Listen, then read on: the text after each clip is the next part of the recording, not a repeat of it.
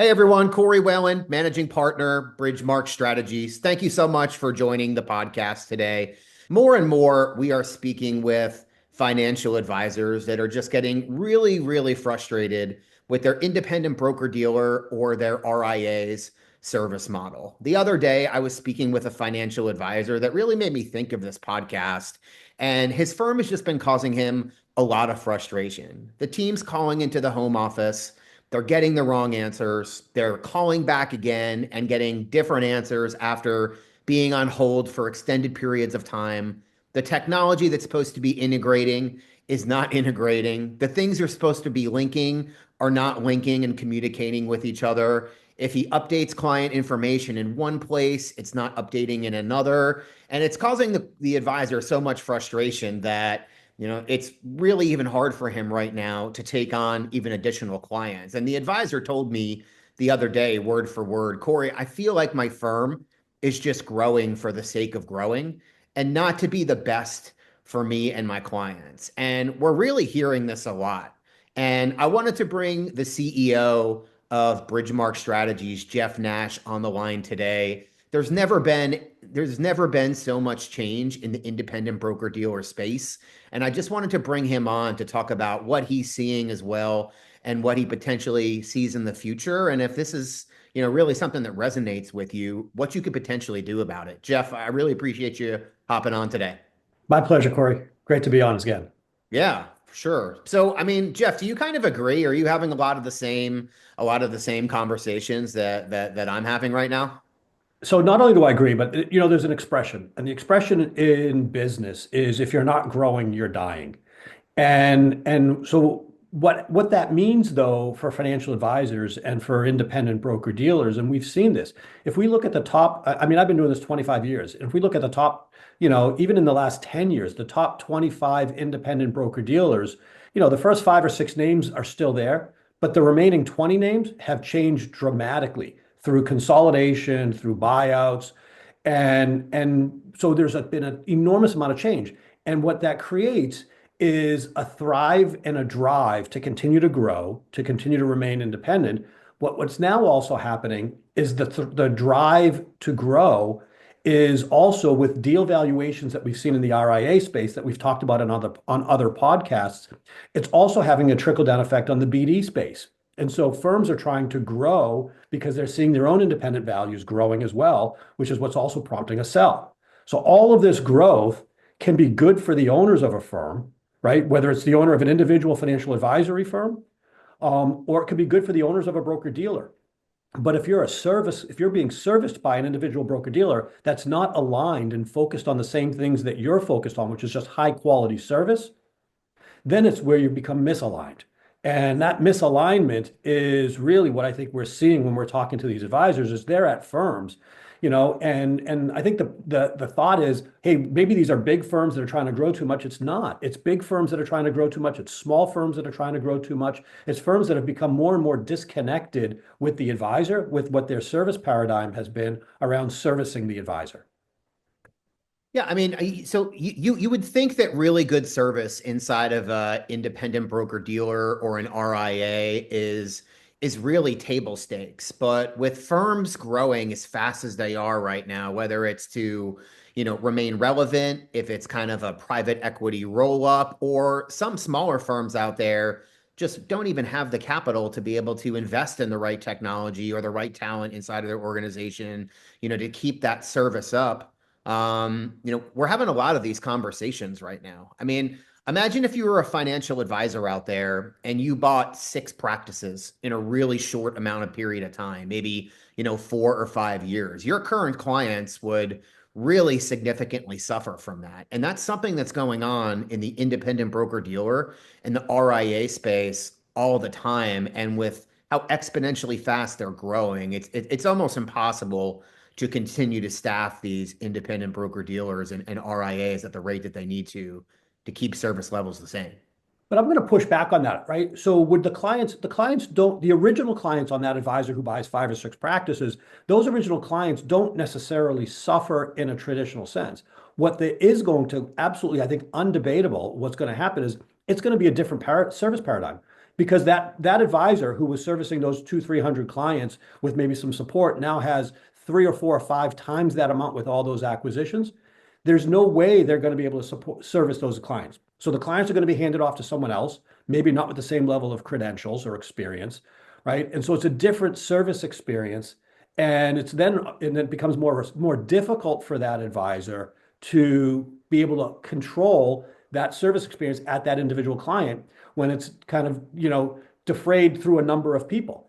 And that's exactly what's happening at the broker dealer level. Is the bigger the broker dealers grow, they have to continue to hire more people, right? You get more and more people that are less and less qualified or less and less experienced servicing the client. In this case, the client is the financial advisor, and their service levels have just deteriorated. And so the advisor, and when you think about it, is how would you do that for your own business? And it's a lot of work to do it for your own business, right? And that's exactly what the broker dealers are facing as well, is how do they do it for their business? And candidly, some of them will do better at it, others won't. Some of it will be specific to the individual advisor. They may have a bad service experience and someone else has a better service experience. Because again, you're just dealing with individuals at the firm, and it's those individual touch points that you once were dealing with the CEO, and maybe now you're dealing with 2, 3, 4, 5 layers below the CEO. Yeah, I mean, I think that's a great example. And I mean, I think another example, it's not just necessarily the mergers and acquisitions and buying a bunch of firms and putting them together that is negatively impacting the service experience. I also think there's firms out there that are, just trying to be too many things to too many people. Once again, just thinking about it as a financial advisor of your practice, imagine in your practice if you just started taking on every single potential client you could, regardless of cultural fit, investable asset size. I mean, your client base and your service paradigm could really, really suffer. I mean, there's a lot of firms out there in a race to be able to get to scale, to be competitive with some of the top broker dealers and RIAs. They're pretty much taking on pretty much anybody, trying to be all things to all people, and kind of as a consequence, winding up being not much to, the whole population of the broker dealer as well. Do you see that as well, Jeff? Yeah, I mean, I think what you're talking about, and we summarize it up, is segmentation, right? I mean, a financial advisor business I mean, this goes back again. I've been doing this for over 25 years now. And when we started with business consulting on financial advisors, one of the first pieces of guidance to an advisor was, have you segmented your clients? And the reason you segment your clients is to understand, first of all, who might be paying you, who's an A client, and A clients aren't always about, asset value. Could be about referrals. And so when you look at your segmentation of your client base, it's providing a service paradigm that's consistent with the segmentation for your clients. And broker dealers aren't always doing this as well, right? They're providing, dissimilar amounts of service for different advisors. I think it goes deeper though. I think it's not just the segmentation. I think it's the technology tools.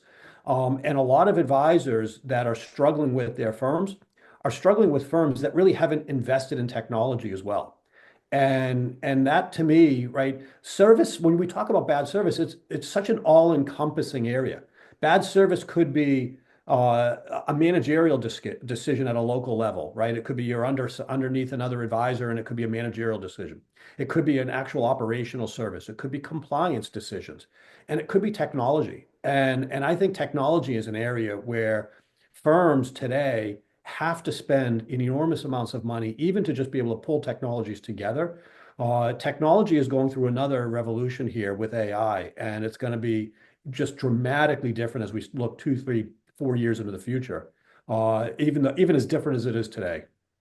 I agree 100%. And I mean, I've told you about some of the recent technologies that I've used from a note-taking standpoint and other things that have just truly, added a lot of efficiencies to my day to day that, could potentially take a really long time to roll out at some of these, larger firms or RIAs. Hey, breaking in real quick. I really hope you're enjoying this episode and finding my YouTube channel of value.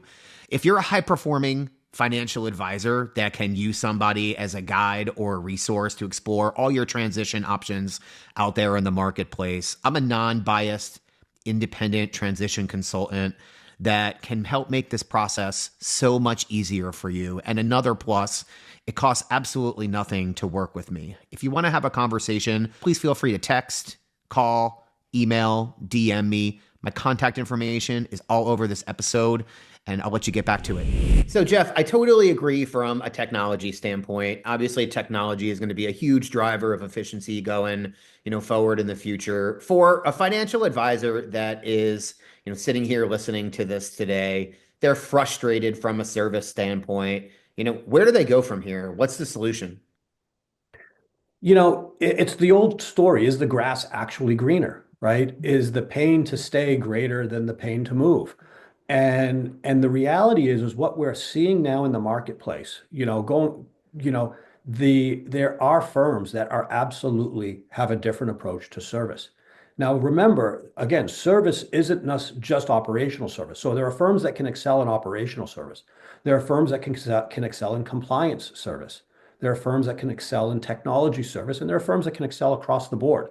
And so, but the reality is, the most important thing is don't assume all firms are the same. If you're experiencing some issues at your firm related to service, the number one thing you should do would be to talk to somebody who can help you actually understand, is what you're experiencing systemic of the industry, right? Or is it systemic of your firm?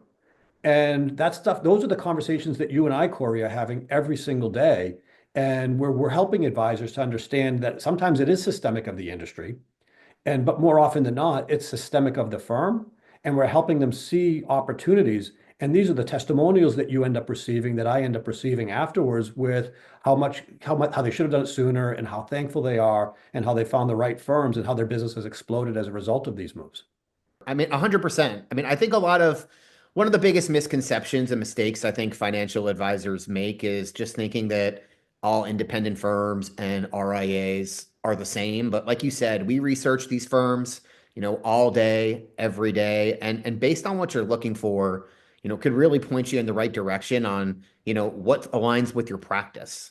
Firms that are growing thoughtfully, not just for the sake of growing, properly staff their firms with the right people so you can enjoy being a financial advisor again and not, just beat your hands against the desk every single day. I mean, the other thing that I would just say, Jeff, is if you're an independent financial advisor considering a move to independence, or you're any other type of advisor considering independence and you're not having a conversation with us specifically, I know this is self-serving, but I really think you're doing yourself a disservice. We have over 200 years of recruiting experience inside of the biggest broker dealers and RIAs in the industry.